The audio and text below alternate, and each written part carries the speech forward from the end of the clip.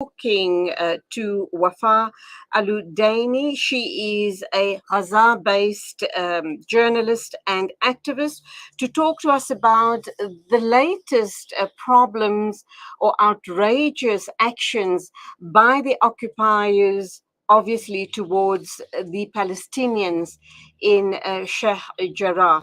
We understand that dozens of Israeli settlers, accompanied by Israeli armed forces, broke into lands belonging to the Salim family in Sheikh Jarrah, East Jerusalem.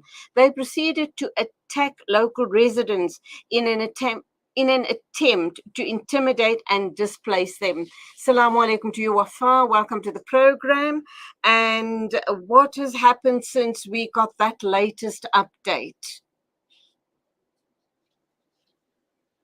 Walaikum assalam wa rahmatullah. Thanks for having me, dear Julia, and it's my honor to be with you and to keep you updated about the situation here in Palestine.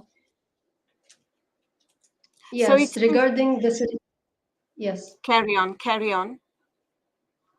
Yeah, you are asking me about the situation in Sheikh Jarrah neighborhood, right? Yes. Yeah, okay. Actually, the attacks by the Israeli settlers and the Israeli occupation forces continue for the second week in Sheikh Jarrah neighborhood of occupied Jerusalem. They target families, protesters, and journalists from Sheikh Jarrah. Actually, the occupation forces also closed the area around a family from Sheikh Jarrah neighborhood called Salim. This family home actually was threatened by the occupation, and they asked them to leave their home because they want to destroy it. And after that, the occupation forces surrounded this in order to destroy their home because they want to build or something, an Israeli school or something like that for the Israelis. It also during this tension, the Israeli occupation forces also expelled journalists from the area and prevented them from entering to cover the attack, the brutality, and exactly what is happening there from the occupation. In the same time, they were providing protection to the Israeli settlers who gathered in this neighborhood, raising the Israeli flag and chanting racist slogans against the Palestinians and against the protesters. The gathering of the Israeli settlers and the closure of roads in the neighborhood actually led to the stifling traffic crisis in the neighborhood. Now, Indeed, the occupation forces, yes. we also understand Actually, that, sorry about the lag there. We understand that a far right lawmaker, Israeli lawmaker, has opened an office in Sheikh Jarrah. Obviously, that is going to create that much more tension in the area. And he's, in fact, creating a very, very he's playing with fire by doing what he is doing. It's going to cause a lot of harm, a lot of possible future uprisings, and possibly people getting hurt and dying. yes. Yes, of course. Actually, as I said, indeed the Israeli occupation forces they try uh, to uh, to protect those fanatic Israelis in order to humiliate the Palestinians more and more. And indeed, these forces actually pit members from some families, including Salim family, and through tear gas and stun grenades at the Palestinians in the area, as is the case with so many families in the neighborhood. Also, the occupation police also issued violations of vehicles in the vicinity of the neighborhood, including vehicles belonging to journalists. Also, this they mean it indeed because they want to let them leave the area and do not cover anything in this neighborhood. And they know that the world is really busy with what is happening internationally, so they want to kick the people out of their homes while the world is distracted with other issues. Other thing actually, they brought in the Caverly squad and mechanism for spraying wastewater, which indicates the occupation's readiness to suppress the residents of the protesters in solidarity with them. So, the Palestinian young men were performing Maghrib prayer in the Sheikh Jarrah neighborhood. At the same time, the occupation prevented the citizen from performing the evening prayer. And they assault them and fire tear gas and sound bombs at them amid calls to be present to protect the residents and confront those settlers who have been organizing provocative marches since last week. So the Yeah, so this is the situation in Sheikh Jarrah.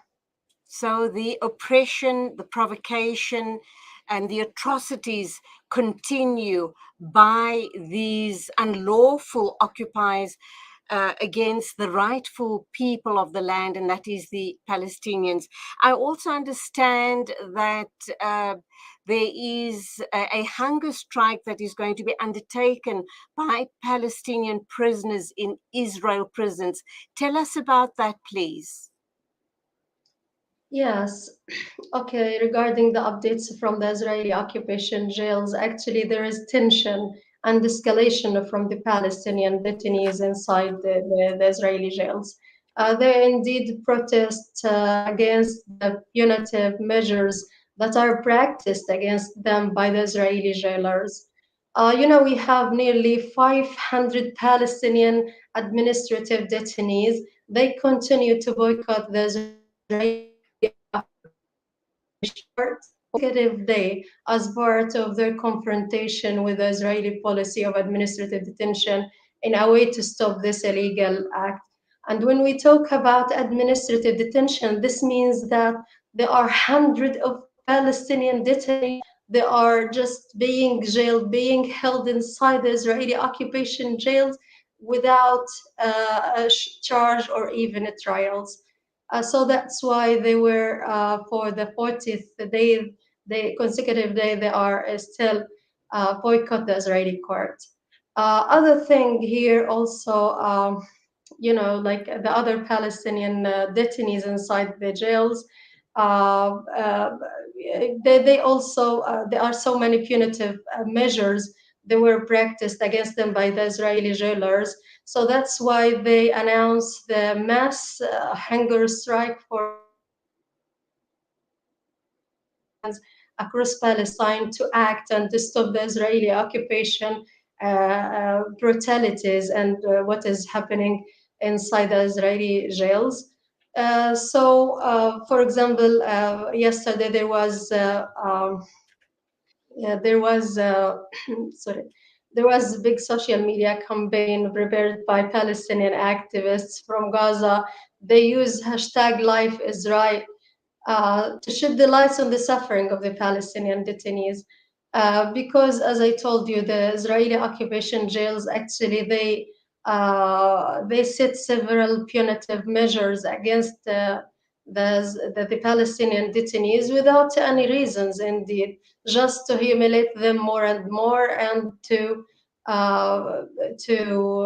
let me say to commit or to let their to let that all of that happened after the tunnel operation, which was nearly four months ago, I guess. So they Mm. want to kill the spirit of resistance, to kill the spirit of steadfastness in the Palestinian detainees. So that's why, they are trying to humiliate them more and more and kill their spirit.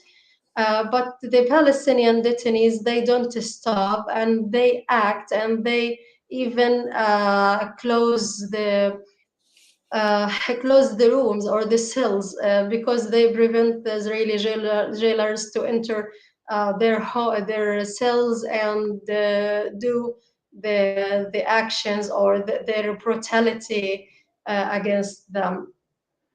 So yeah, this is the condition. So actually, there are several protests here, peaceful protests here across Palestine. They are just, let me say, in solidarity with the Palestinian detainees inside the jails. So yeah, next Friday, I think it's gonna be like so sensitive day because they ask for mass protests and mass confrontations with the occupation and solidarity with the Palestinian detainees inside the Israeli jails. And long live the struggles of, long live the Palestinians, and let them keep up struggling for and fighting for their freedom from these ruthless occupiers, unlawful occupiers, and that obviously is the Israelis. Thank you indeed for being with us. Our thoughts and du'as are with the Palestinian people. Go well. That was Gaza-based journalist and activist Wafaa Aludaini talking to us about the situation playing out in Palestine as we speak. 9:31 News and Views on Salam Media.